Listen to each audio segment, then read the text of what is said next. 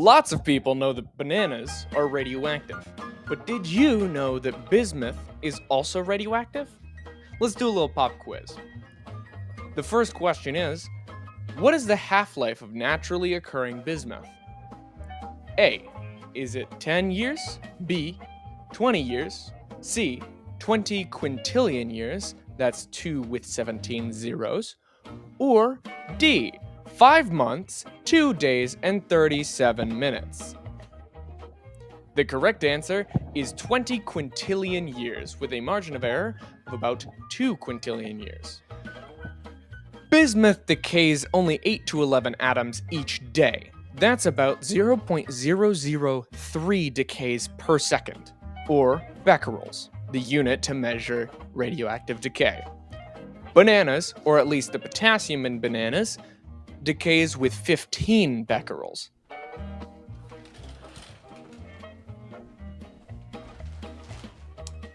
Even with bismuth about the size of this bathtub, it would only be about 1/13 of the radioactivity of this banana. The power question of the day is, how do I protect myself from radioactive bananas? Or, 7 to 8 people made entirely of bismuth as one conglomerate mass? That's the neat part. You don't.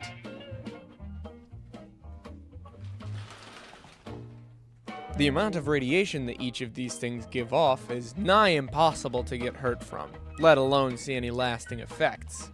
This small chunk of bismuth here, roughly 4.6 grams worth, is less radioactive than this banana by a factor of 13.8 million.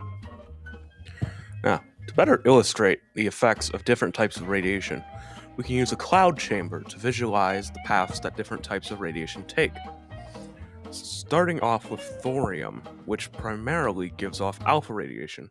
Now, in a cloud chamber, alpha radiation is going to show up as these fat, short lines, like me in 4th grade. While beta radiation is going to look like these long, thin, kind of squiggly paths. For this next segment, we were going to include a bit about a cloud chamber that we made ourselves, using a plastic cup, some sponges, isopropyl alcohol, and some dry ice. Unfortunately, something went wrong and we cannot use that cloud chamber, because it just wasn't working. Now we're going to include a video right about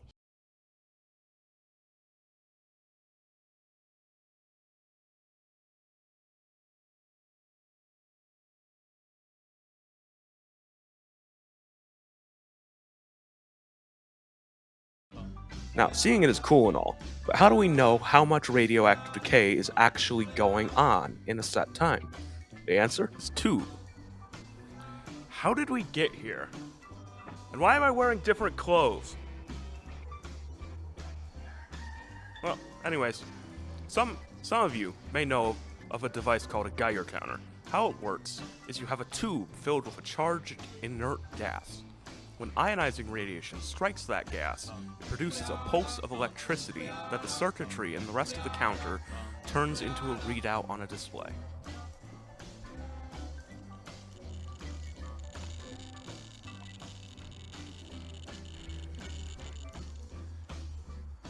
Each click you hear is a single radioactive decay occurring.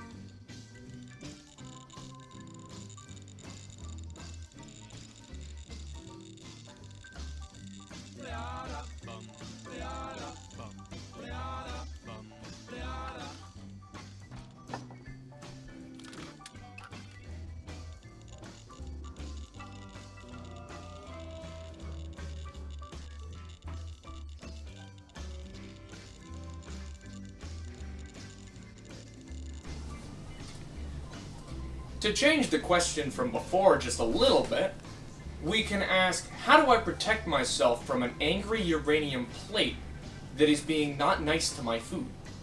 Well, the answer is aluminum foil, as you just saw, blocks most of the radiation coming off from the plate. So long as you stay away from radioactive stuff, especially nuclear reactor cores or uranium mines, you should be pretty okay.